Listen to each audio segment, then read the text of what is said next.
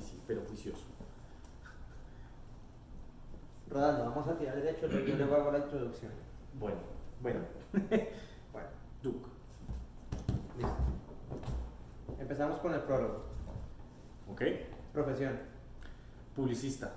Fecha y lugar de nacimiento. 20 de febrero 1991, Bogotá, Colombia. Café negro o con leche. Negro sin nada. Listo. Premio o mención más reciente. Premio mención más reciente, los Dragones de Hong Kong. Best in Nation. Bien. Apodos. El negro. Nombre completo. Carlos Antonio Bedoya Villa. Te voy a hacer la introducción.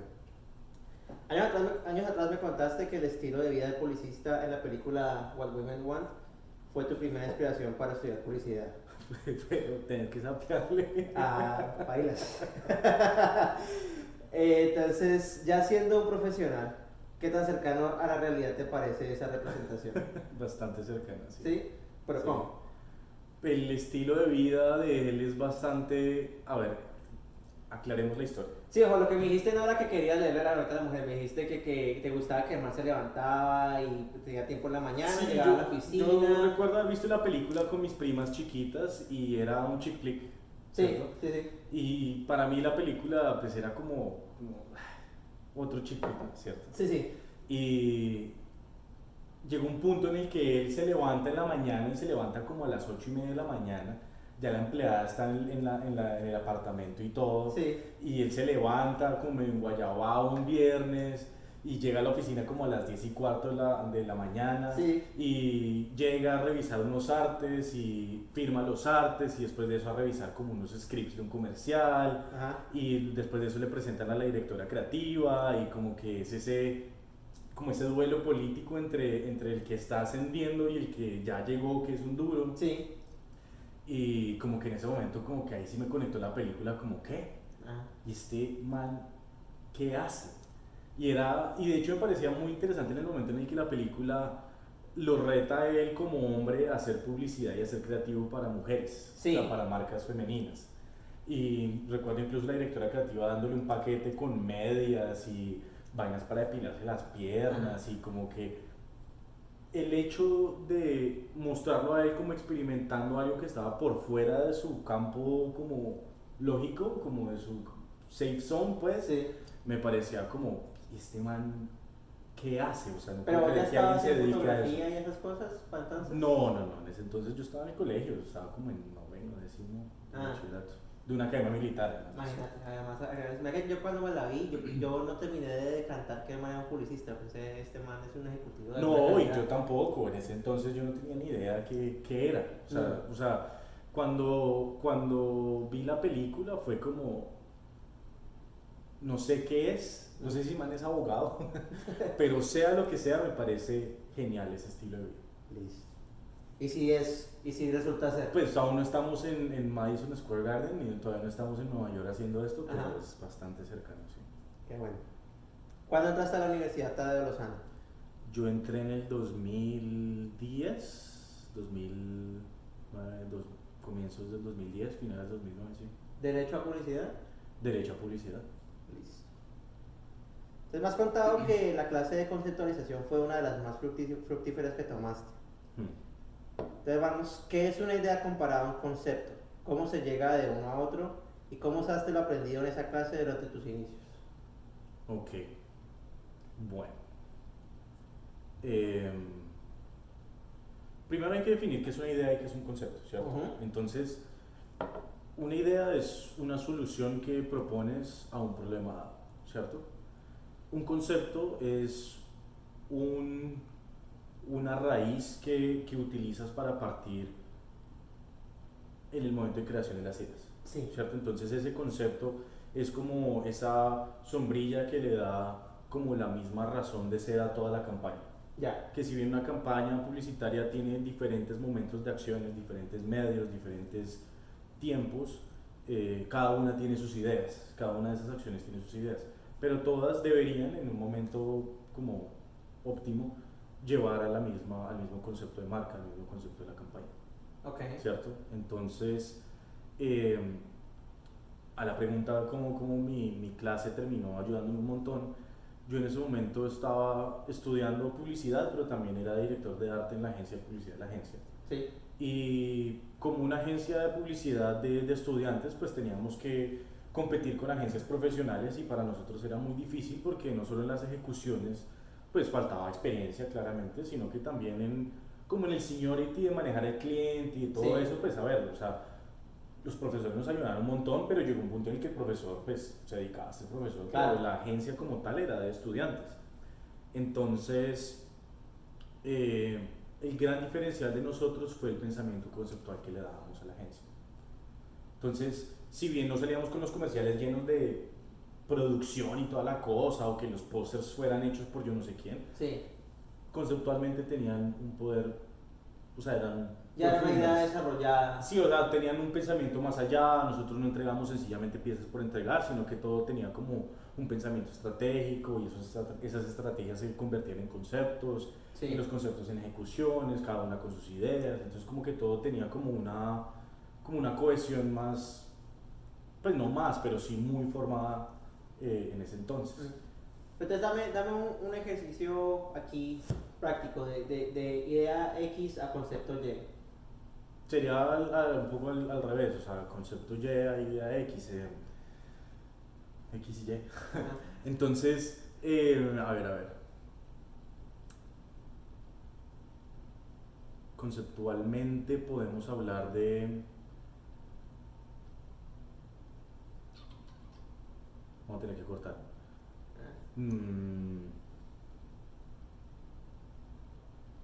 Por ejemplo, Coca-Cola tiene el concepto de la felicidad. Sí. ¿Cierto?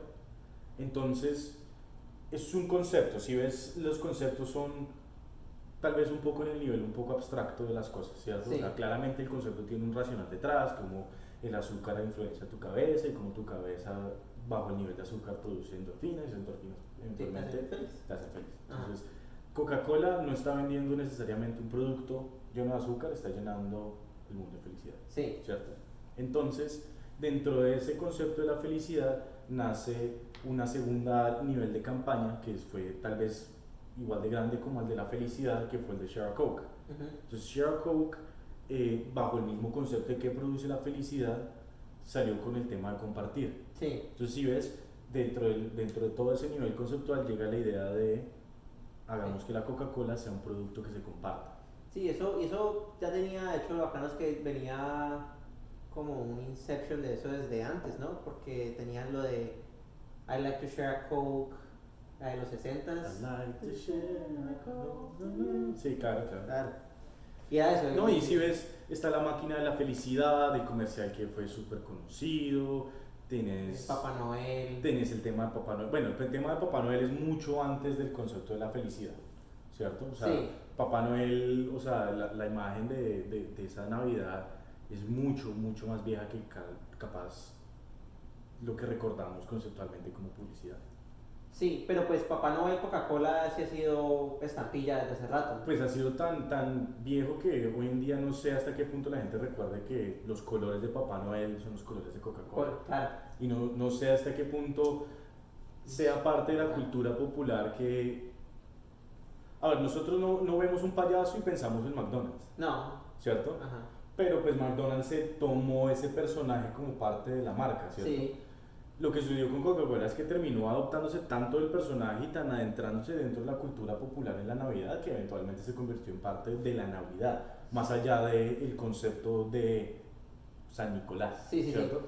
Pues que San Nicolás tiene un imaginario, pero el imaginario que tenemos hoy en día de Papá Noel... Sí, que solo es blanco, rojo y negro. Exacto, como la Coca-Cola. Bravo esa, ¿eh? Sí, pero el personaje de el bonachón sí, sí. es una mascota de Coca-Cola. Pues. ¿Verdad? Y lo puedes llevar a los ositos polares y a todo el tema, o sea, Yo vi un video de Cheddar el otro día que explicaba que Pepsi y Coca-Cola realmente no compiten en publicidad porque el mensaje no es el mismo. Aparte de decir que pues tenemos dos sabores y se parecen mucho y la competencia con el beef lleva y trae, Pepsi es más popping, es como más adolescente y al cambio y sí. el super trendy, mientras que Coca-Cola es everlasting. Sí, total. Pero Es como todo, o sea, siempre hay como un némesis para todas las cosas. Sí. Beatles o The Rolling Stones, ¿cierto? O sea, siempre hay como un Coca-Cola, Pepsi, ¿cierto? Sí. Pero, a ver, hay un tema de diferencias de marcas que son mucho más llevadas a más allá, o sea, más hacia el mercadeo, más hacia la diferencia que hay entre la cultura popular, por ejemplo, los Super Bowls y todo el tema que siempre están patrocinados por Pepsi, Sí. y las tradiciones culturales de las que se arraiga Coca-Cola. Entonces, si bien unas son como unos trending topics, hay otros que son más arraigados en la cultura. Entonces, si ves, ahí hay como un tema ya de estrategia de marca mucho más allá Sí. que publicidad. Pues. Bacano. A ver, ¿existen cadáveres exquisitos en la publicidad? Yo me atrevería a decir que la publicidad es un gran cadáver exquisito. ¿Sí? Sí. A pesar de toda la planeación. A ver, el tema de un cadáver exquisito es que tú creas algo y a partir de lo que tú creaste, yo como que mato eso Sí. y creo a partir de ese cadáver, ¿cierto? Sí. La publicidad tiene un aspecto interesante en temas de creatividad y es que es un reflejo de la cultura y de la sociedad y toma de la cultura y de los que esté sucediendo pues, con la gente, pues, inspiración para crear sus pautas y las pautas reintegran a la cultura y generan como ese sinfín de ideas, Sí. ¿cierto? Entonces, lo que originalmente fue la industrialización de los productos se convirtió en la obra de Andy Warhol. La obra de Andy Warhol se convirtió en Campbell's. Luego Campbell's, la etiqueta de Campbell's se convirtió como en un modelo de cultura y de arte popular. Sí. Y eventualmente todo lo que abarca todo ese movimiento de arte popular terminó influenciando todo lo que fue la publicidad de finales de los 80 hasta mediados de los 90. Entonces, si ves, una cosa empieza como a alimentar la otra y empieza a evolucionar. Sí. Pero no hay como un dadaísmo, no hay algo enteramente arbitrario y aleatorio. Yo creería que en ese sentido completamente arbitrario y aleatorio, a ver, pero es que conceptualmente, o sea, la razón de ser de un comercial o de una intención publicitaria es vender un producto, Sí. o una idea, o Sí. una organización, una persona, lo que sea, ¿cierto? Vender algo. Sí. Entonces, si haces algo completamente aleatorio y ordinario, o sea, no ordinario, sino como del día a día, que Sí. lo dejemos saber que se transforme en lo que sea, pues no estás aplicando la razón de ser de una publicidad, Ya. ¿cierto? Sí. Bien. A ver, ¿qué diferencia un publicista de un diseñador? Un publicista de un diseñador,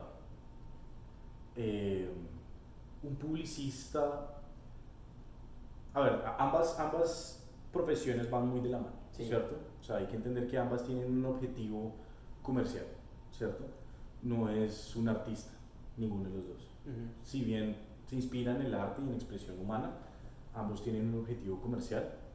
El diseñador parte de principios, suena súper redundante, pero principios de diseño. Se utiliza, por ejemplo, leyes de la Gestalt y manejos tipográficos y modelos de grillas y pensamiento de diseño. O sea, Sí. para que lo veas un poco, como en términos un poco más coloquiales, por fuera de la industria, el ingeniero utiliza pensamientos geométricos para poder desarrollar cosas, ¿cierto? El ingeniero tiene pensamiento matemático y geométrico para dar soluciones a las cosas, ¿cierto? Dentro de esa misma proporción de herramientas conceptuales de matemática y geometría, el diseñador produce cosas. Produce un póster, produce una tipografía, produce un logo, produce lo que sea necesario, Sí. ¿cierto? El publicista utiliza herramientas de mercadeo, utiliza estadística, utiliza conceptualización, utiliza tendencias para conceptualizar lo que se está haciendo en la marca, ¿cierto? Entonces, si ven, ambas como que se tocan en ciertos puntos, la razón de ser de ambos viene como desde perspectivas diferentes, pero si bien podemos ambos estar trabajando en un póster, por ejemplo, Sí. o estar trabajando con una colección tipográfica para solucionar un problema de una marca, desde el punto de vista de diseño o desde el punto de vista de publicidad. Ya. Pero entonces son dos caras en una moneda, por así decir. Sí, son como Es- dos piernas. Dos piernas de un gato. Lo único, bueno. Sí. Ah, va. De una vez y para siempre. ¿Comerciales o propagandas? Comerciales, maldita sea. Pero ¿y por qué? ¿Y cómo? Porque el tema propaganda es súper colombiano, ¿no? O sea, cuando haces una publicidad tiene fines propagandísticos. O sea, Sí. la propaganda quiere decir que tienes una idea que se propaga, Ajá. ¿cierto? Entonces por eso se pensaba originalmente que la propaganda era un tema político, Sí. pero el término correcto es publicidad política, Ok. ¿cierto? Porque lo que haces es publicar algo, ¿cierto? Pero cuando dices la propaganda de Pepsi es como, No. no, eso es la No. publicidad, es un comercial de Pepsi. Ya. Bien. ¿Cuándo empezaste con la agencia de la universidad? ¿Cuándo empezaste con la agencia de la universidad? 2000, como al segundo semestre, digamos el segundo semestre del 2010. Ahí mismo, ¿ah? Sí. ¿Y fue algo selectivo o era...? Pues sí. ¿Sí? Yo llegué de Las Vegas con este tema de fotografía eh, y había una chica en la universidad que me gustaba un montón Ujú. y yo le hacía ilustraciones y claro, yo traía pues un portafolio de ilustración, de Ujú. dibujos pues, desde allá y yo le hacía dibujos y la vaina como pues, cortejándola, ¿cierto? Ujú. Y un profesor de ella, Andrés Novoa, Mm. vio mi trabajo, vio mis cosas. Ella eventualmente le dijo como, no, este pelado piensa muy bien, que no sé qué, o sea, tiene unas ideas que no sé de dónde. Entonces, nada, me seteó una entrevista y la cosa y nada, empecé a trabajar en el in-house de la facultad. Mencionaste algo ahí que no tenía en el programa. Cuéntame un poco más de lo de Las Vegas. Eh, yo terminé en Las Vegas por vueltas gigantes de la vida, estudiando, pues validando, o sea, terminando como mis certificados en inglés. Y yo ya venía estudiando fotografía antes de eso, o sea, tenía como mucho énfasis en ese tema. Y pues nada, eh, estaban haciendo como el Community College básicamente del College of Southern Nevada. Sí. Tenía un pedazo, un departamento que era FLS, que era como para los estudiantes internacionales. Ajá. FLS era el programa de inglés en el que veía las English 101, Sí, sí, sí. preparación para el TOEFL y todas esas vainas. Sí. Pero entonces el tema era que yo me había inscrito para un nivel de créditos y cuando llegué allá hice el examen y todo, como la nivelación Ujú. y pues de, no sé, 200 créditos que habíamos pagado con mi familia, necesitaba hacer como 30. Y era de esos 30 que no puedes hacer 30 al tiempo, sino que tienes que ver las clases para que una Sí. desbloquee a la otra. Entonces quedaron un montón de créditos libres y pues nada, en ese entonces pues se los metí a fotografía. Ya. Pero eso estaba haciendo inicialmente desde Bogotá. Sí. Va. Bueno, ¿y cuál era el enfoque o propósito de la agencia en la universidad? ¿Tenía algún...? Pues la universidad fue fundada por uno de los expedicionarios originales de la expedición botánica, Ya. Jorge Tadeo Lozano, Sí, sí. ¿cierto? Entonces, toda la universidad tenía el enfoque de cómo lograr que los profesionales generaran desarrollo económico, pero con un enfoque ecológico también, Ujú. ¿cierto? Entonces, economía y eco al mismo tiempo, ¿cierto? Entonces, pues dentro de todo el mismo rollo, pues estábamos construyendo la in-house de la Tadeo, que en sus primeros momentos lanzó Alma de la Tierra, que era como un encuentro con ciencia Sí. en el que las marcas se encontraban a discutir qué proyectos tenían para desarrollos económicos que estuvieran conscientes del medio ambiente. Ya. Entonces, trabajábamos mucho con entidades sin ánimo de lucro, con ministerios, pero también con marcas como Coca-Cola, como Toto, una marca de ropa aquí en Colombia. Bueno, en fin, había un montón de marcas que trabajábamos con proyectos aquí y allá, especialmente enfocados en publicidad, que eso después influenció un montón mi carrera en publicidad con propósito. Ya. Y local, ¿no? Sí, claro, pues en ese Sí. momento teníamos aplicaciones locales, sí. Bien. Bueno, cuéntame un poco sobre la campaña de Pez León.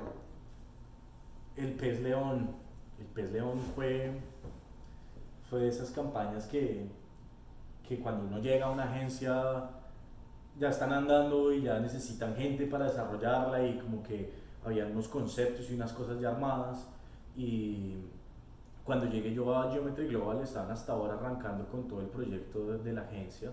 Todavía estaba como ese tema de la fusión entre G2 y Ogilvy y bueno, y todo el tema de las agencias de experiencia en Colombia. Y cuando llego yo, recuerdo que me habían mostrado el caso, o sea, como a las semanas de haber estado, o sea, de haber llegado a la agencia, me mostraron el caso, la primera versión del caso, y fue esos momentos en los que uno dice, o ellos son muy brillantes, o yo soy muy bruto. Ya. Pero, o sea, me pasó así. O sea, eso que me presentan la idea y yo decía, no, pero, no, pues sí, está buenísimo. Ajá. En ese entonces el caso era muy diferente, era como la primer versión de lo que estaba sucediendo, todavía faltaban un montón de cosas que pasaran en la campaña, todavía no había salido el libro del pez león, todavía no, la iglesia todavía no hablaba del tema, Sí. Faltaban los resultados y pues claramente los resultados le dan un valor importante a pues como por qué lo estás haciendo. Sí. Entonces la campaña tenía un enfoque, así lo vamos un segundito. El enfoque era muy interesante porque tienes una campaña ecológica, es una campaña que apoya la ecología, pero que en vez de intentar salvar un animal, lo que intentas es erradicarlo. Entonces, expliquemos aquí, ¿no? El pez león es una Ok, vale, sí, entonces el pez león es una especie invasora en el Caribe, sí, que originalmente es del norte de Japón. Es un pez súper hermoso que tiene como una textura como atigrada y tiene unas espinas y sí, es como rojo, negro y blanco, es hermoso el cara. Pero en el norte de Japón pues está en unas aguas muy turbulentas, frías, entonces pone una cantidad de huevos terrible para que eventualmente algo salga, ¿cierto? Cuenta la historia que, o sea, una de las razones posibles por la que invadió el pez león es que en el huracán, creo que fue con Katrina, la verdad no estoy seguro cuál fue, se rompieron como unas reservas que había en New Orleans, una cosa así. El hecho fue que terminaron los peces en el Caribe y seguían colocando la misma cantidad de huevos. Sí, pero el Caribe son aguas mucho más calmadas. Mucho más calmadas, donde no hay ningún depredador, entonces estos son unos peces como así de grandes que se comen cualquier cosa que quepa en la boca. Sí. Entonces se estaban comiendo los meros chiquitos, se comían los huevos de los otros pescados, cuando te comes cierto nivel de otros peces, cuando se come ciertos niveles de peces, matas también el coral y cuando matas el coral pues se muere un montón de cosas. Sí, por eso lo siguiente, los tiburones, si matas los tiburones, el nivel de dióxido de carbono en el agua, o sea, se cagó terrible. Todo. Y no solo eso, sino que cuando comenzamos la campaña, los estudios mostraban que habían como encontrado huevos de pez león en los transatlánticos que vienen del Pacífico y también en profundidades terribles. O sea, ya pandemia. Eso ya sí, o sea, era a un punto en el que aquí en Miami, en ese entonces hacían competencias del que más sacara peces leones. Y hay videos en YouTube en todos lados de gente sacando, o sea, son el banco pues del mar estaba lleno pues de esto y donde estaban se comían todo. Entonces, una de las razones por las que comenzamos todo este tema también es, de nuevo, generar economía. Entonces, si ves, vuelve y juega como ese tema de las dos partes, en el que un pescador originalmente, sacando cualquier cosa que pescaban, todos pescadores artesanales en el Caribe, sacaban más o menos unos $5, $7 de pescados en el día y eso los vendían en el mercado y con eso vivían. Pero cada filete de pez león a ellos se los compraban en $2 y cada pez tiene pues, 2 filetes. Entonces, si lograbas sacar 3, ya tenías para todo el día.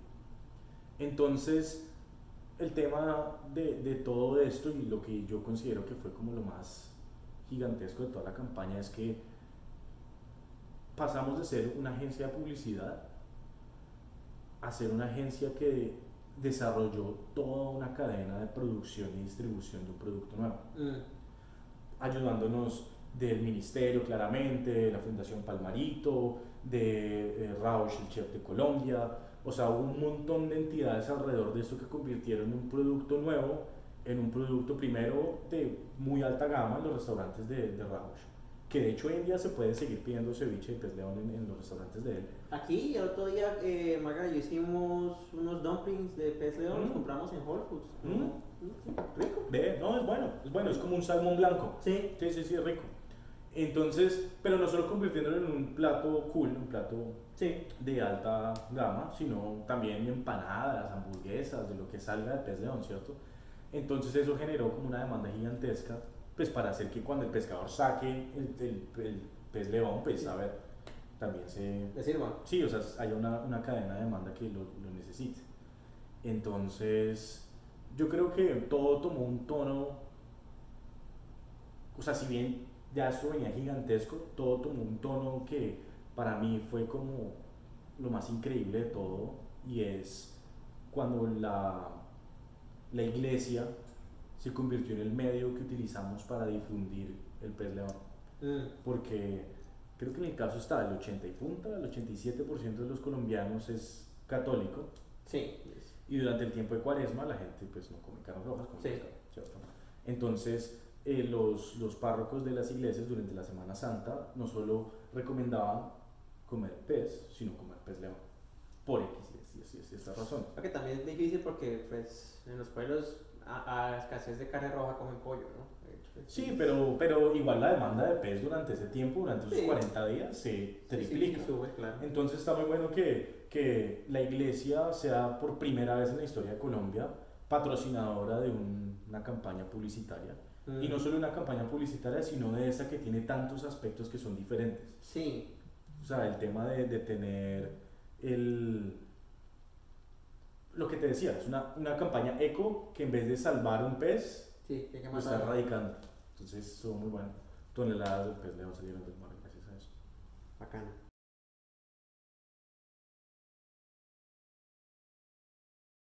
Entonces, hubo su detalle con los pescadores sobre el pez león.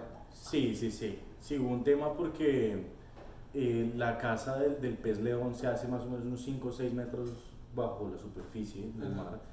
Entonces, pues claramente necesitas ciertas cosas, necesitas las aletas, necesitas la careta, necesitas ciertas cosas. Que pues eso para un pescador artesanal de Colombia, pues a ver, va con su tarraya. Sí, es billete, es bastante billete. Entonces, pues nada, lo que habíamos pensado originalmente era que pues la cadena ya una vez estaba produciendo como una demanda, y una vez tienes una demanda, pues a ver, vas a generar negocio a partir de la demanda, ¿cierto? Sí. Pero pues claramente hubo muchos pescadores que no tenían los medios para hacer esto. Entonces lo que desarrollamos fue unos diseños de trampas que puedes hacer con basura básicamente. Sí. Entonces recoges unos timbos de pintura o unos tarros de Coca-Cola o con lo que sea necesario y armas unas trampas para que puedas sacar los peces del agua. Entonces desarrollamos un sistema de pósters en los cuales se explicaba cómo se arman estas armas, y pues la malicia indígena colombiana, pues el que no tenía el tarro de pintura lo convertía en un tarro de 5 galones de agua. Sí. El que no tenía eso lo usaba con, no sé, con un timbo de lavar la ropa, lo que fuera. Y en vez de un tubo de PVC utilizaban un palo de escoba. Sí. Y así efectivamente terminaron desarrollando cada pescador su versión de las trampas que nosotros hicimos, y los llamamos trampas invaluables, precisamente porque pues no tienen un valor comercial, pero para ellos se volvían su razón de subsistencia. ¿Y no terminó pasando que pescadores que no fueran artesanales se aprovecharan de la oportunidad? Pues sí, pero nuestro objetivo era generar la oportunidad precisamente para sacar la mayor cantidad de peces del agua. Sí, al fin y al cabo el problema Entonces, del pez león. a nosotros no nos importaba si llegaba alguien con una malla gigantesca y sacaba 100 pescados, 100 peces del agua. Sencillamente, siempre y cuando se sacaran del agua, era lo que más nos importaba. Bueno, ¿cuándo entraste a Leo Burnett? Yo entré a Leo Burnett en mi semestre octavo, a finales de séptimo. Sí. Y Leo Burnett es una de las agencias que lleva más tiempo, ¿no? En el mercado. Leo Burnett es de las originales, sí, claro. Leo es de la primera generación de leyendas de la publicidad. ¿Y qué tal Leo Burnett Colombia? No, increíble. O sea, publicidad en Colombia es Leo Burnett. O sea, Leo Burnett, Ogilvy, DDB y Sancho han sido de las agencias que han estado ahí por muchísimo tiempo y han sacado como pues ojo, dentro de otras, ¿no? Pero han sacado las campañas que se han pegado en la cultura colombiana a fondo. ¿Y qué hiciste ahí? Ahí tuve la fortuna y la dificultad de trabajar para Philip Morris. Entonces para mí fue, de hecho, yo soy director de arte, pero mi primer trabajo fue como practicante copy en Leo Burnett para Philip Morris. Bueno, y hablando de eso, entonces, ¿vos qué pensás de la película Gracias por Fumar? Es una buena película, está buena, o sea, ¿qué voy a decir de la película? No, o sea, pues precisamente porque creo que expresa bien esa dificultad de tener que hacer publicidad o relaciones públicas para tabaco. Sí, hay un tema complejo y es, tu objetivo es hacer vender productos, ¿cierto? Sí. Pero ¿qué sucede cuando estás vendiendo productos que tus valores no te lo permiten? O sea, que tus valores te dicen, ¿qué carajo está pasando acá? Sí. ¿Cierto? Entonces, como publicista llegas a un punto de realización en el que entiendes que tú no estás obligando a nadie a hacer nada. Que si bien yo te puedo decir, hey Nico, ¿quieres un cigarrillo? Sí. Tú dices, no, todavía. Sí. Entonces, sin importar qué tan buena sea la campaña, tú igual sabes que los cigarrillos son malos. ¿Y esto por qué no aplica para el alcohol, por ejemplo? Creo que no he visto que haya tanto estigma. Pero sí, claro, sí lo hay un montón, claro. Sí, claro. Pero trabajando, o sea, me acuerdo por ejemplo que cuando éramos pelados, la copa de fútbol de Colombia se llamaba la Copa Mustang. Sí, claro. Luego dijeron que productos de tabaco no podían patrocinar el deporte. Sí. Pero Águila sigue allí sin igual y siempre igual. Pero sigue con temas de publicidad, de deportes. Sí, por colombiano. Pues al menos hace unos pocos mundiales, lo recuerdo así. Pues la verdad no sé, no estoy muy seguro de qué sucede en el contexto específicamente colombiano, pero a ver, hay un tema que es fundamental en el tema de la historia de la publicidad, y es que no podemos juzgar lo que sucede hoy en día basados en lo que se hizo hace 10, 15 años. O sea, en los 60 habían doctores diciendo que deberías darle Coca-Cola a tu hijo para que no sea como shy, como metido en su cajita, ¿no? O sea, dale Coca-Cola para que tu hijo tenga amigos, como que, a ver, eso hoy en día no tiene ninguna concepción. Yo recuerdo haber visto publicidad de Buchanan's hablando de cómo una mujer se debería tratar, o sea, cosas que hoy en día ni siquiera entran en la concepción. Hubo temporadas en las que la publicidad fue racista, temporadas en las que hoy en día tenemos todavía ciertas concepciones en la publicidad en las que muy rara vez, por ejemplo, hoy en día vas a ver una pareja de hombre negro con mujer blanca. O qué raro es ver una publicidad de, digamos, una marca de familia como, no sé, la balosa o el jabón que utilizan para lavar la ropa, mostrando la familia, exacto, o la mujer soltera. O sí, o por ejemplo, ¿cuántas veces has visto los comerciales de toallas higiénicas sangre de verdad? Sangre roja. No. O sea, muy pocas marcas se atreven a tener ese nivel de escándalo. Entonces, la publicidad no es un ente como, digamos, la medicina que, o sea, es una estructura, una institución que está basada en ciertos estudios. Sí tenemos ciertos estudios y ciertas cosas, pero esto es como el lenguaje, evoluciona cada vez que la sociedad y la cultura evoluciona. Bien, pero ¿has tenido la oportunidad de trabajar en algo como de esas que van de pronto un poquito más adelante de lo que va la sociedad? Un paso más allá. Por ejemplo, como, Disney hizo un cortometraje, no recuerdo el nombre ahora, en el que muestran que es de un niño sintiéndose inseguro de si es gay o no. Y era muy sencillo, era de que él le ofrecía un pedacito de su corazón a otro niño. Sí. Pero eso fue súper escandaloso, fue hace unos pocos años. Y ojo que para allá va, ¿no? Sí. Para allá va. Pero si están uno adelante de la sociedad, ¿has tenido alguna campaña que tú digas, como lo de... Bueno, no necesariamente es así, pero sí es como cuando tú ves que toman un riesgo que saben que va a incorporar un declive, como cuando Nike usó a Kaepernick. Ellos sabían, vamos a sacar esa campaña y se va para el piso por unos meses y luego se levanta. Sí, no, y además las pelotas que tuvieron para desarrollar esta campaña no tienen ningún tiempo. Entonces, Eh, no, aún no he tenido ese David Coppernick momento, todavía no he tenido ese beauty sketches, o sea, Sí. todavía no he tenido esos momentos en los que uno dice, vamos a hacer esto. Y Hay un tema que se conoce mucho en publicidad y es que uno puede ejecutar tan allá como el cliente esté dispuesto a arriesgar su dinero y su carrera. claro. Entonces, hay un contexto importante y es que los directores de mercadeo normalmente están en un cargo unos 2 o 3 años. Es un periodo bastante cortico que pues ellos claramente no van a poner en riesgo su cargo, su carrera, sus cosas, su prestigio por una campaña que no saben si va a dar resultados. Son muy pocos los directores de mercadeo que tienen como las agallas de sacar esas cosas a flote. Entonces, pues nada, es complejo llegar a ese momento en el que la agencia tiene la estructura para poder proponer eso en la mesa, mezclado con el cliente que tenga Sí, la marca también para poder hacer eso. Tienen que querer todos.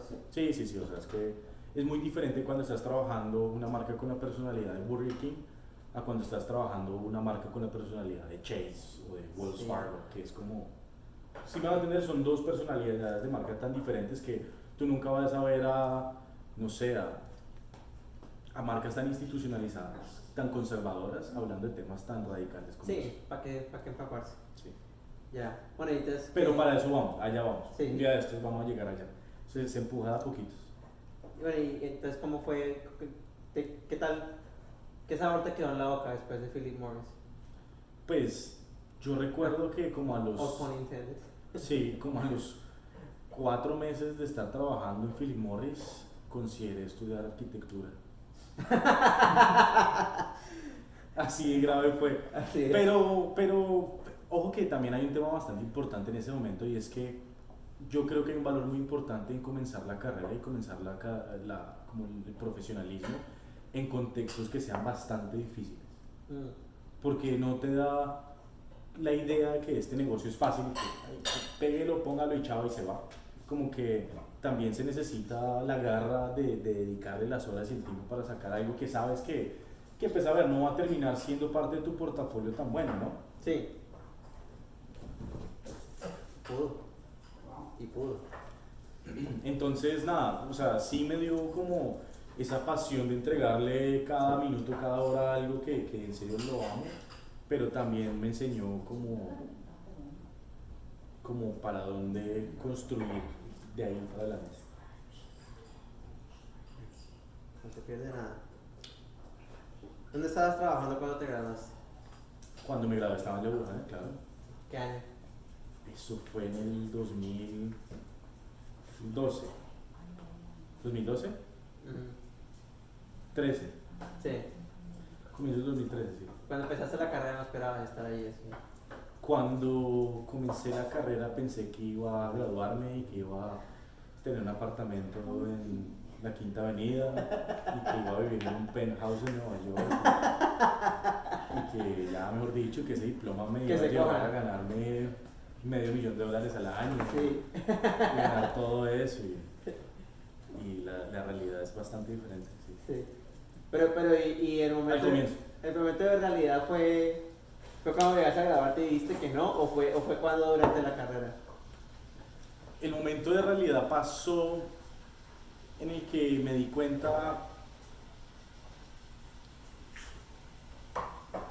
A ver, a mí me pasó que yo tuve un momento como de ¿De qué? declive cuando me di cuenta que el creativo era realmente una persona muy diferente a lo que yo en un momento me había soñado. Sí.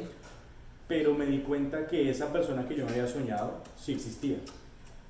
Solo que la diferencia entre el creativo del día a día y el que yo me había soñado era la diferencia entre alguien con mucho talento y alguien que solo se dedicaba a hacer lo que le tocaba hacer. Porque la razón original del creativo es romper esos paradigmas, romperlos todos. ¿Y quién es la persona que te había soñado? Yo me había soñado, pues, a ver, el personaje con el que yo comencé el sueño fue un director creativo de Ogilvy, un director general creativo de Ogilvy. Ese fue el personaje que Sí. que se convirtió en mi ídolo y el que hoy en día sigo como buscando. Y para mí lo interesante de ese tema no fue el cargo ni la persona, ni es que yo quiero exactamente eso, sino el estilo de vida. O sea, Sí. el hecho que el man se levantara a esa hora, que trabajara hasta esa hora, porque también muestran al loco en la película trabajando hasta la 1, 2 de la mañana, y hasta el sol de hoy, cuando yo me lo soñé, yo dije, oh, del carajo. Sí. Yo me acuesto todos los días a las 3 de la mañana, yo trabajaría todos los días hasta la 1. Y hasta hoy, el sol de hoy es bastante a menudo, son más los días en los que me acuesto tarde en las noches por estar trabajando que los que no. Y entonces, ojo que, cuidado con lo que deseas, ¿no? Sí. Entonces, todo ese sueño se ha llevado de a poquito, es una realidad. Porque sí me habías hablado una vez de que nada, estábamos de acuerdo que nada le gana el gusto de llegar, o sea, casi que arrastrándose a la cama. Y tocar la almohada. Sí, mamá. Sí, total. Sí, no hay mejor sueño que ese. Total. Sí. No hay mejor descanso que ese. No hay mejor descanso. Va. Entonces, ¿cuándo entraste a Ogilvy? Entré a Ogilvy. Yo entré a Ogilvy. No me acuerdo. El 13, 14. Del 2014, si no estoy mal, finales de 2014. 15, 16, 17, 18, sí, finales del 2014. ¿Y empezaste trabajando 14, en qué? 15. Bueno, no, ahí ya había una diferencia porque ya de ser director, perdón, de ser copy pasé a ser director de arte en Leo. Después de Leo tuve un momento en el que me di cuenta que esa diferencia entre el creativo de acá y el de acá era el que estaba buscando nuevas cosas. Entonces había una agencia que me gustó muchísimo durante ese tiempo que se llama Hostia, que hoy en día siguen trabajando, haciendo muy buenas cosas. Y ellos eran parte, o sea, los dos fundadores fueron parte de una generación de publicistas en Colombia que hicieron todas las campañas pues, que todo el mundo conoce, o sea, de las campañas que de la vivienda para abajo, o sea, todas que se quedaron como en ese imaginario. Entonces yo recuerdo haber escrito y me recomendaron. Vamos Castores, vamos y... Sí, o sea, ellos tuvieron buenos premios y tuvieron una muy buena historia. Y yo dije, nada, este es el momento. Y yo recuerdo que cuando llegué a Hostia empecé ahora sí a desarrollar un portafolio y me di cuenta de lo importante que es sacar buenas ideas y buenos productos. Y un director de arte que tuve en Leo Burnett se pasó a Ogilvy y terminó siendo director de arte en Geometry Global. Entonces ese triángulo se hizo y él me recomendó con Juan José Posada con Iván Mejía, y que son dos duros de la publicidad en Colombia. Y pues Juanjo hoy en día es el regional de todo Geometry Global Latinoamérica. Entonces, pues nada. Sí. Así fue que terminé. Pero entraste a Ogilvy ¿en qué cargo? Como director de arte, sí. Sí. Y bueno, cuéntame la transición a Global. A Geometry Global. ¿La historia detrás de eso? Bueno, también es bacana. La historia detrás. Yo alguna vez escuché la historia que se reunieron 3 magnates de la publicidad.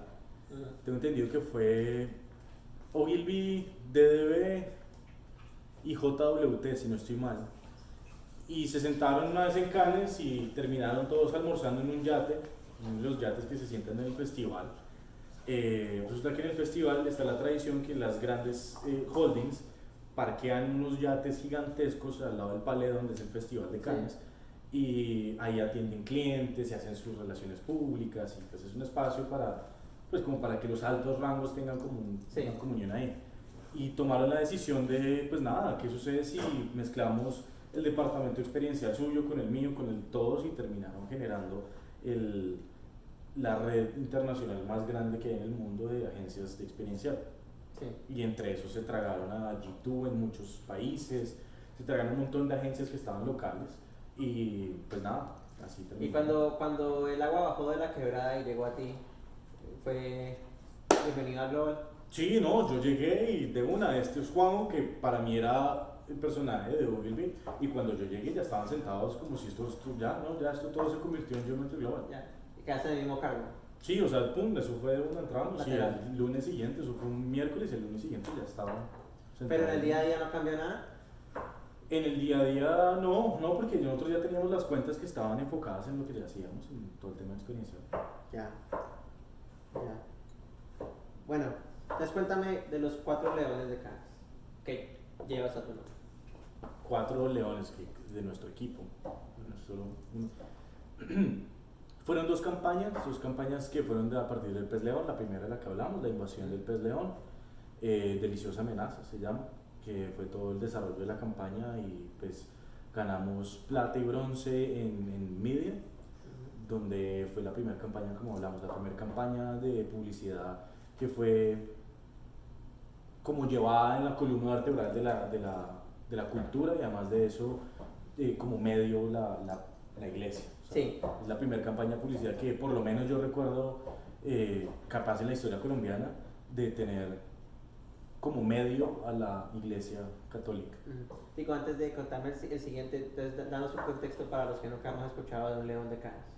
Bueno, hay varios festivales en el mundo que premian la creatividad y la publicidad. Sí. Entonces, así como ahí está el Festival de Cine de Cannes, Sí. está el Festival de Creatividad de Cannes.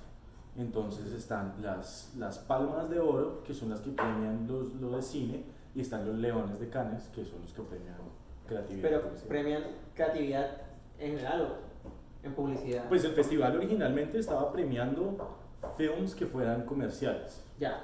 ¿cierto? O sea, spots, ¿cierto? Ujú. Comerciales como tal. Pero después empezaron a abrirse otras y otras categorías. Hoy en día hay tantas campañas y tantas ideas que vienen de las agencias de publicidad y compañías que están alrededor del tema, que ya la imagen de una campaña publicitaria se diluye tanto que no puedes determinar si es, por ejemplo, The Proud Whopper, que fue un envoltorio que hicieron que era con el rainbow para las marchas de Pride, que decía por dentro todos somos iguales, y sí. por dentro tenía una Whopper. O sea, brillante la idea. Pero eso, ¿cómo lo determinas dentro del aspecto tradicional de la publicidad? Entonces, por eso es uno de los ejemplos que determina que hay direct marketing, que hay media, que hay una cantidad de subcategorías que cada una de ellas tiene su premio. Ya. Entonces, ahora sí, volviendo al segundo león del equipo. El segundo león del equipo fue oro y plata, en el que ganamos en print y en design print, porque print hace referencia a los pósters, al diseño de los pósters, y el tema de design fue el desarrollo, todo ese DIY pues, de las trampas que podían hacer los pescadores. Ya. ¿El tercero? El primero fue plata y bronce, y el segundo fue oro y plata. Ya.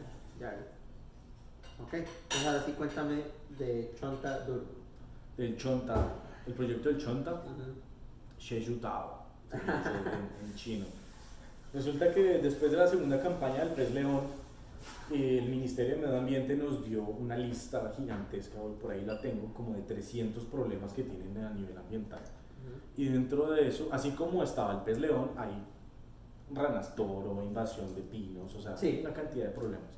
Y dentro de eso estaba la caza de tiburones en Malpelo en el Pacífico colombiano. Resulta que encontramos que hay una cantidad de pescadores chinos que llegan al sudeste, al suroeste sudeste del Pacífico, o sea, en Colombia, sí. Y cazan los tiburones, les quitan las aletas y vuelven y los lanzan al mar. Sí. Entonces el tiburón muere entre desangrado y ahogado. Entonces, dentro de todo el estudio que hicimos, nos dimos cuenta que una gran cantidad de estas aletas terminan en los puertos de Hong Kong. Sí. Porque Hong Kong es como un buen puerto, pues entrada a todo el continente chino y pues de ahí se distribuyen. Entonces... Continente asiático.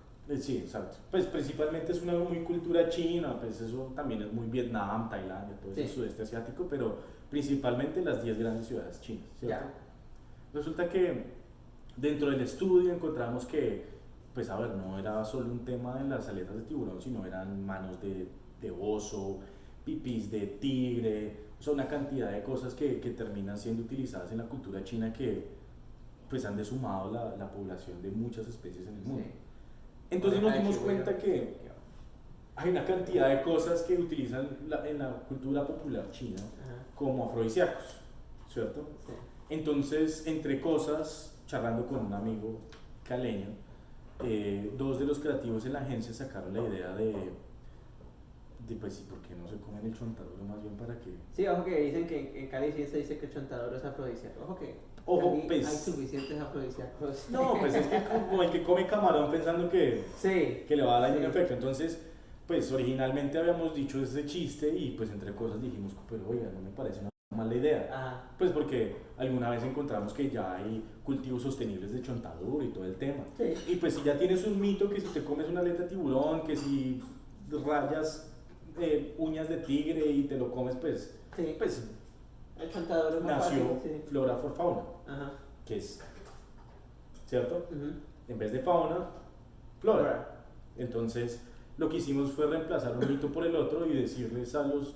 Ah, bueno, esto dentro del estudio de mercado que hicimos también encontramos que dentro de los niveles, porque pues estábamos hablando de todos estos temas de qué es lo que es sexy, qué es lo que es no, qué es lo Sí, que sí. es afrodisíaco y qué es lo que es no, encontramos que para el asiático y en especial el chino no hay nada más como más sensual, o sea, más sexy pues, Sí. que un latino y sobre todo un negro latino. Ajá.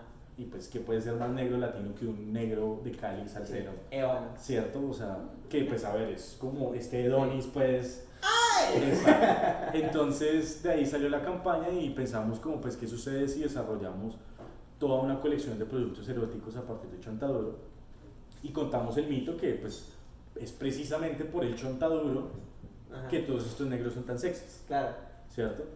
Y pues nada, comenzamos a distribuir esto y fue la campaña más bizarra que he hecho en mi vida. Sí, entonces, ¿cómo fue la penetración al mercado de esa campaña? O sea, fue...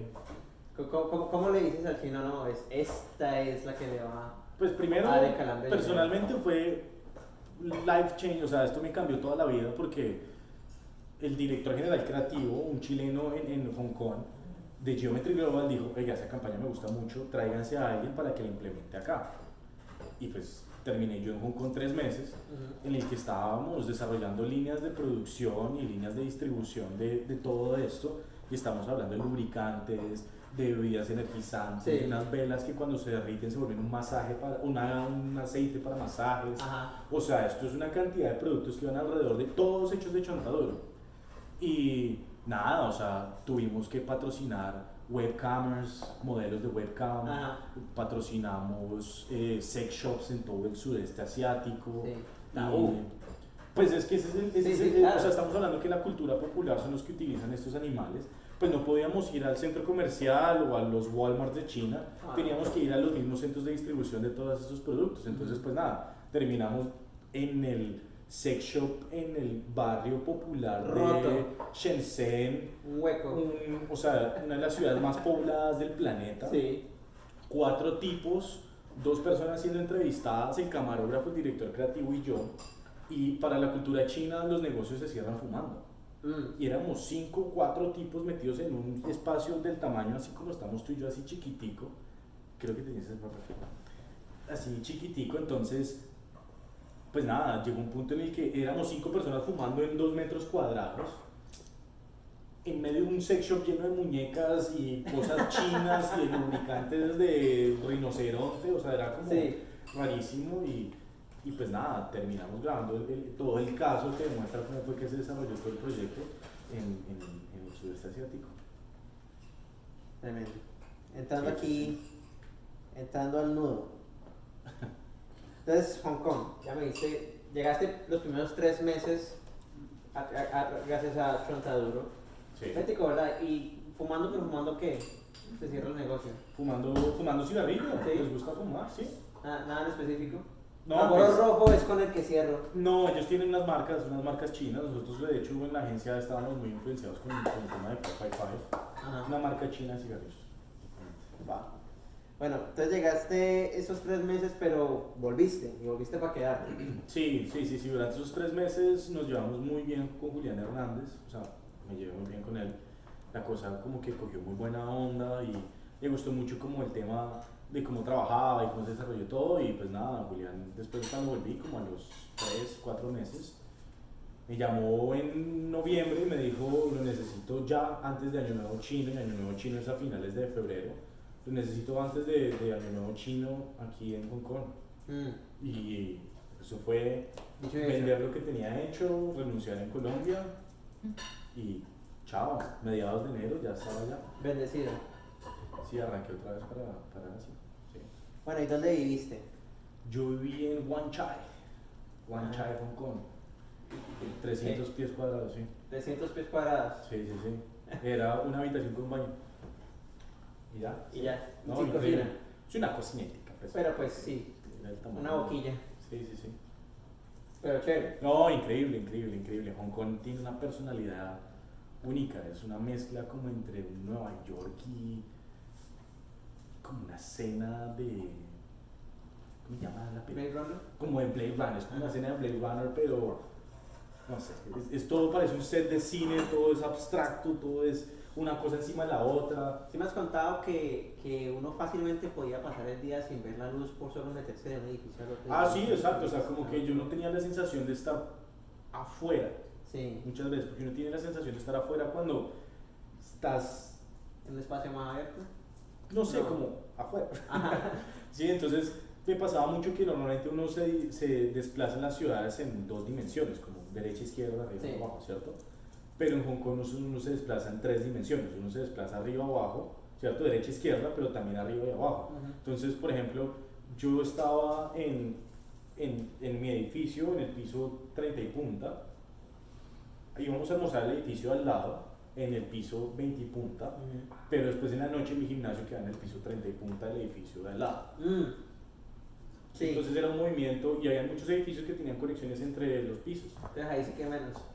Pues no necesitabas y cuando salías de ahí, pues nada, cogías el subte y del subte llegabas a tu edificio y del edificio, o sea, nunca tenías que salir Salir, para, sí. para desplazarte. Entonces, No, imagínate. Y viniendo de manejar de Cota a Bogotá. y yo vivía en Cota y me volvía a Bogotá cuando estaba en la universidad, Ajá. eso fue diferente. Me iba en bicicleta a la oficina. Imagínate. Mm. Bueno, ¿en qué trabajaste?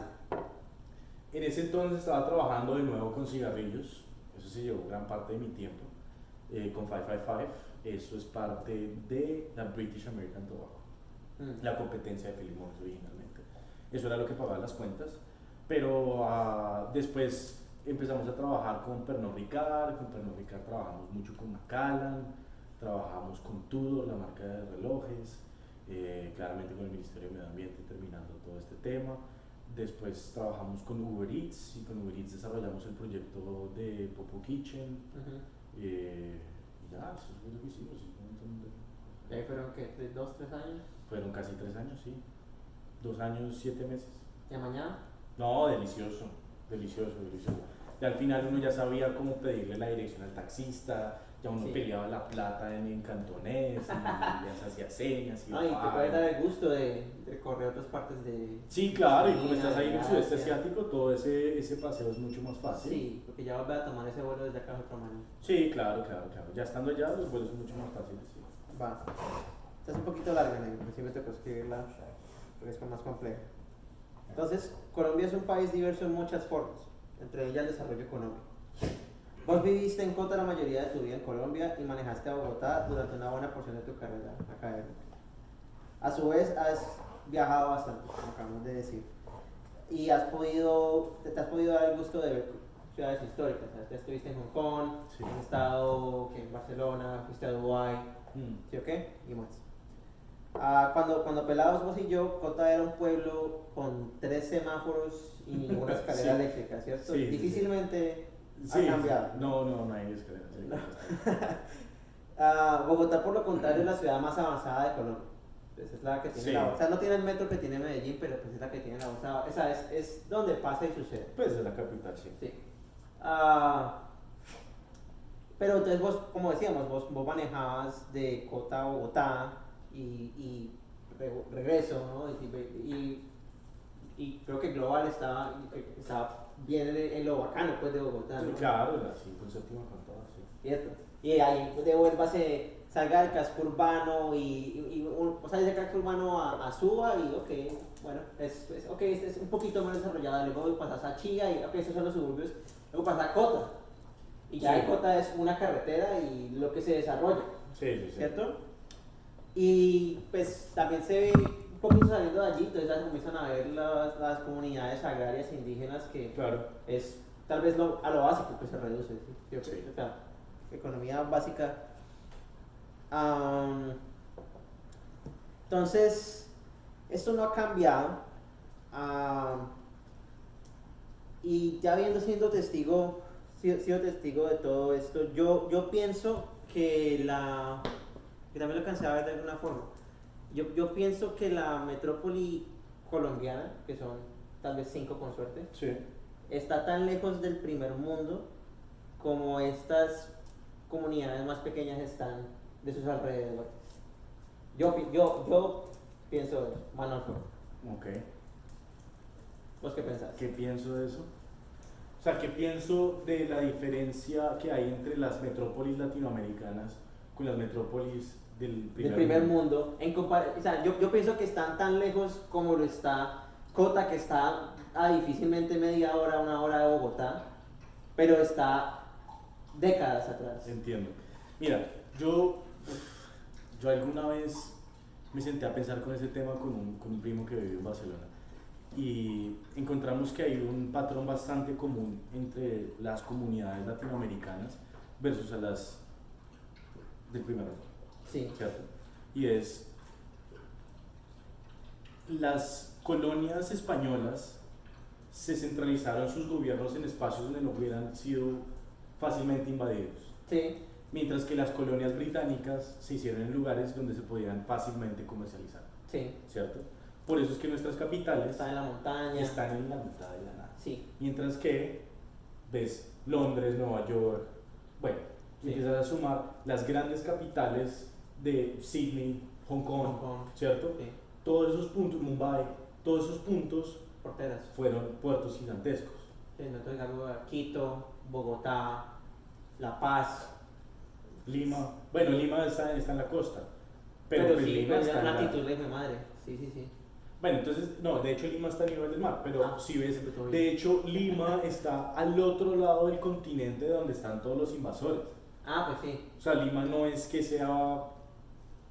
Lima no es, por ejemplo, La Habana. Lima no es... Pues sí, nadie iba a venir por el Pacífico a invadir Lima. Exacto, o sea, no.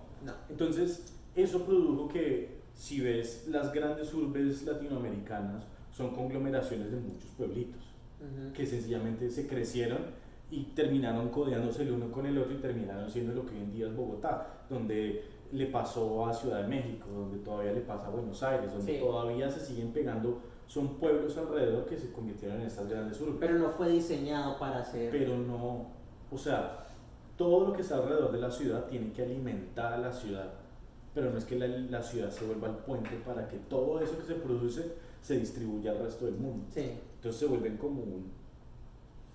Ok, Colombia es más bravo porque como tenemos ese gobierno central, entonces con más ganas se concentra todo en Bogotá. Pero no, hay muchos países que tienen gobiernos centrales que también son desarrollados. Pero es el pensamiento de comercio versus gobierno, que es completamente diferente en nuestras culturas versus en las culturas de colonias británicas. De colonias británicas y por consiguiente... Pero ojo que mira que también sucede con las colonias... A ver, es que... No quiero que esto quede como un tema de colonias versus colonias, sino como de países desarrollados versus a los que están en el proceso de desarrollo, en el que ves que hay ciudades que son muy desarrolladas precisamente por el comercio que generan Hong Kong, versus a las ciudades como Bogotá, que se volvieron como un hueco económico, en el como que la razón de ser. Y si ves Colombia tiene, creo que es 1/3 de la población, si no es más, en Bogotá. Bogotá tiene como 14, 12 millones de habitantes en un país de 40. O sea, eso hace que Bogotá produzca tanta demanda que todo el país básicamente pues está produciendo a Cali, Medellín, Bogotá, Barranquilla. Entonces, porque bueno, pues, yo habiendo crecido en Cali, la diferencia entre Cali y Bogotá era enorme.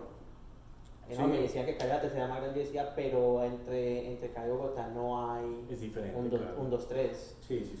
Y bueno, aquí estamos en Miami, Bogotá, Miami le falta mucho. No, pues, pero por ejemplo, si ves en países como los Estados Unidos, también ves que hay una gran diferencia entre lo que pasa en el medio del país y lo que pasa en las costas. Y lo que pasa en las costas. y la división que hay en el tema del acceso a internet y a la tecnología es abrumadora. Claro, ojo que igual pues aquí es el primer mundo, pero la distancia que hay entre lo más rural y lo más desarrollado, urbanizado, no me parece que sea tan agravante. Pero pues eso es lo que lo hace el primer mundo, obvio. Pero creo que de lo que fuera que fuese de Bogotá a ser, digamos, no Miami, por lo no es tan cercano como uno de pronto piensa antes de venir a ver. Sí. Pues, ¿Cierto? niveles de infraestructura muy diferentes. Sí. Muy bravos. Y esa era la regla. Bueno, aparte de preferencias demográficas, ¿qué diferencias hay entre el mercado de publicidad en Hong Kong? Creo que Hong Kong y China, pues, dos animales distintos de publicidad. Sí. Ya. En Hong Kong, Estados Unidos y Colombia. Además de las diferencias demográficas. Sí, aparte de que aquí en un lado les guste más picante y en otro lado les guste más claro. Pues las intenciones de compra son muy diferentes, los momentos de compra son muy diferentes. La razón por la cual la gente tiene disposable income es diferente. Ok. ¿Cierto? Entonces, por ejemplo, tú vas a ver que el europeo o muchos americanos tienen generaciones, tienen un wealth que viene de generaciones, ¿cierto? Son conocimiento que viene de muchos procesos, ¿cierto? En Colombia, por ejemplo, ves eso solo en la gran cúspide del mercado. En la cumbre de la cumbre. Que esas son las familias que siempre han sido familias de toda la vida, ¿cierto? Sí. Pero también tienes un pedazo de la economía que son los que hasta ahora están entrando en esa economía mundial. Que ese pedazo es la clase media alta, ¿cierto? Que si lo ves en el gran contexto de las cosas, esa economía colombiana que llegó al nivel mundial de los finales de los 80 hasta ahora. Sí, y eso. O sea, pero si lo ves, la cultura china no tuvo un gran poder de la clase media y media alta, sino hasta los 90, hasta finales de los 80. Sí, el desarrollo de ellos es más. Pero estamos hablando de 200 millones de habitantes. 200 millones de habitantes que son parte de ese conglomerado de mercados. O sea, a lo que me refiero a conglomerados de mercados es que China tiene 10 megaciudades en su continente. Todas son costeras, o pues creo que 8 de las 10 son costeras. Eso quiere decir que el promedio de cada una de las ciudades está entre 10 y 15 millones de habitantes. Eso quiere decir que tiene más o menos 150 o 200 millones de personas que están metidas en las megaciudades para poder generar intención de compra. Entonces, pero eso pasó hace 40 años. Pero pues lo que es la escala, ¿no? Pero eso quiere decir que una persona que hizo plata en los 90s, hoy en día está en sus 50s y lleva teniendo plata 30 años. Sí. No es la generación del americano que fue de familias después de la posguerra, 50, 60, que tuvieron su apogeo y que ya van en tercera generación de los suburbios de Washington, ¿cierto?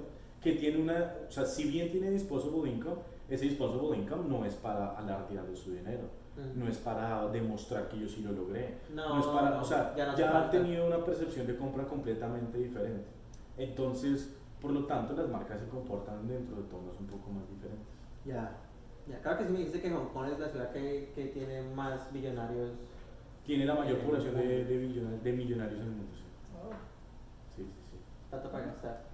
Me gusta mucho el cuento que me cuentas de escuchar a dos practicantes, algo así, hablar de cómo el Lamborghini murciélago yo que sé, un poco, es como que la cojinería es muy dura. Pero lo que me sorprendió no fue el hecho que estuviera como y entonces no, era la cosa más. Te sientas en un Lamborghini. No, fue como cuando te sientas a comparar, no sé, unos Nike y unos Adidas, como no, pues es que no me gusta que la suela. El tipo está muy lejos. Hablaban como no, lo que no me gusta del murciélago es que parece un gorila, los pies corticos y los brazos largos y como que no me gusta. El clutch es como muy demorado para meterse el cambio. En cambio, en el Diablo tú puedes jalar el manubrio un poco más hacia ti y el clutch suelta de una vez. Sí. O sea que obvio, yo por eso es que no compro ese murciélago, esa carro es malísimo. Lo chistoso de esas cosas es que es como lo que hablábamos el otro día, ¿cuánto me no voy a meter ahora en eso? Porque entonces ya se vuelve todo un día de podcast. Pero en que hay conversaciones en las que uno no, o sea, no puede experimentar, no puede participarse en la experiencia, creo. Como estamos hablando vos y yo de algo muy complejo y tenemos un tercero, pues entonces siendo amable, siendo, pues, no siendo mala gente, ¿sí? Que es inclusivo, entonces uno o desbarata, desborona el tema para que el tercero pueda consumirlo también, o le explica suficiente al tercero para que se monte, sí, ¿cierto? claro. Pero si están esos dos hablando de Lamborghini, o sea, no hay forma de que me... No, y yo estaba escuchando la conversación porque era un almuerzo, ellos estaban hablando entre ellos. No, obvio, pero es como que lo que ves que es esas cosas que no, es muy difícil participar sin la experiencia y no forma de experimentar, o sea, para cuando llegas a hablar de esas cosas, pues, o sea, es que yo me he sentado en el Lamborghini una vez en mi vida y yo no lo estaba manejando. Imagínate. Y el carro no estaba andando. Exacto. O sea, así es sencillo.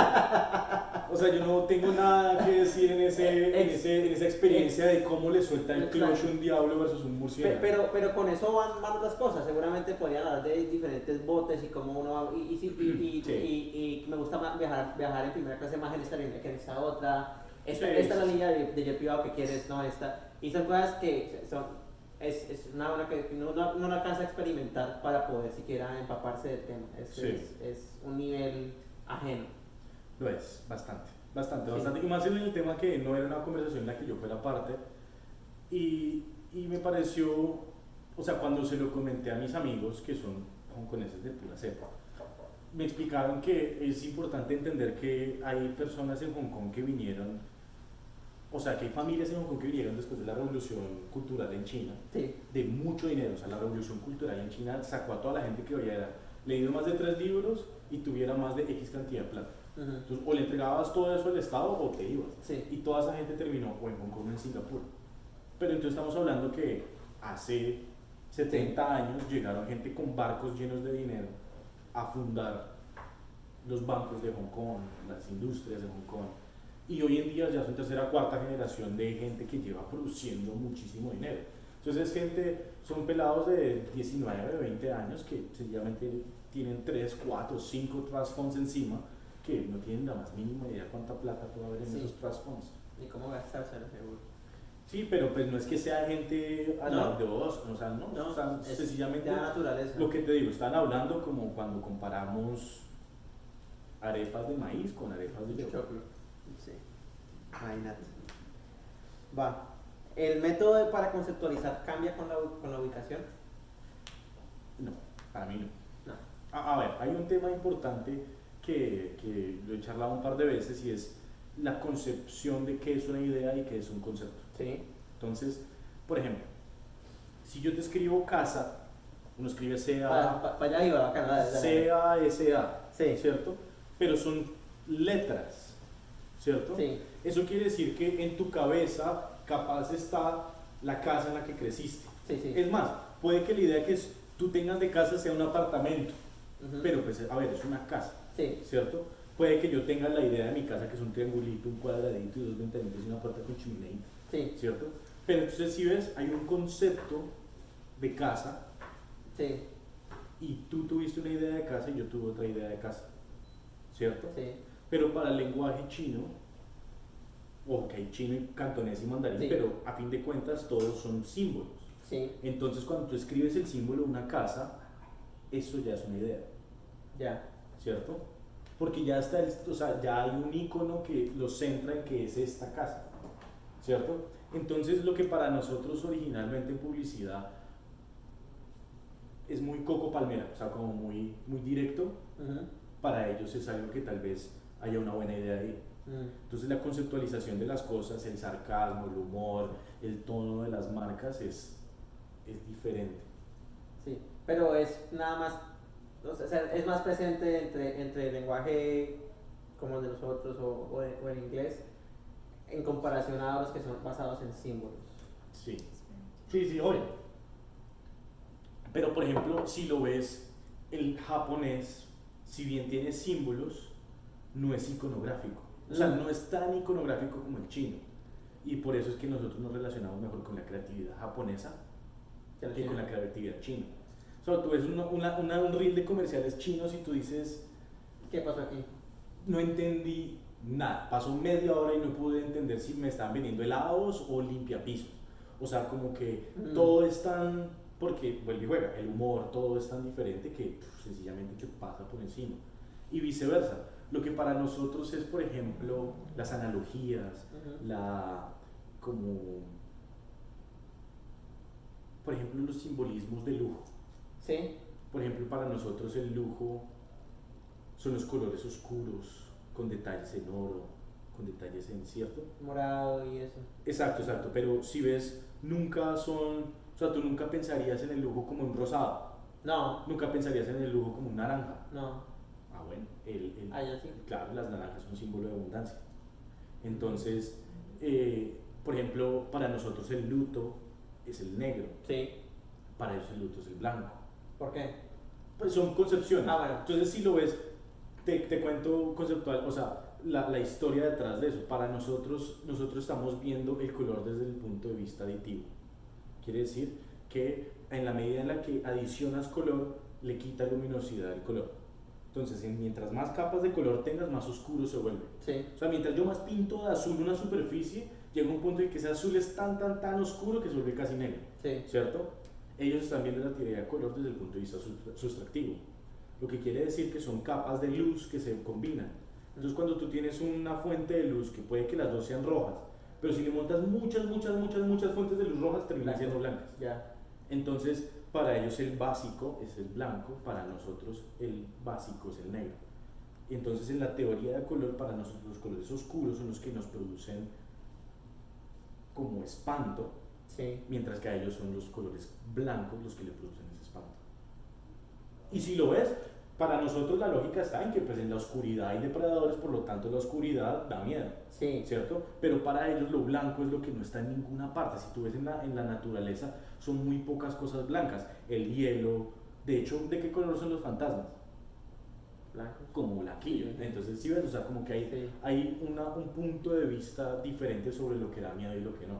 Ya. ¿Sí ves? Entonces, eso solo demuestra en un pequeño ejemplo cómo la percepción del mundo es diferente y cómo eso también afecta pues, la forma en la que actúas el día a día. Vamos a parar ahí. Vamos a parar ahí. Vamos a parar ahí. That was really good.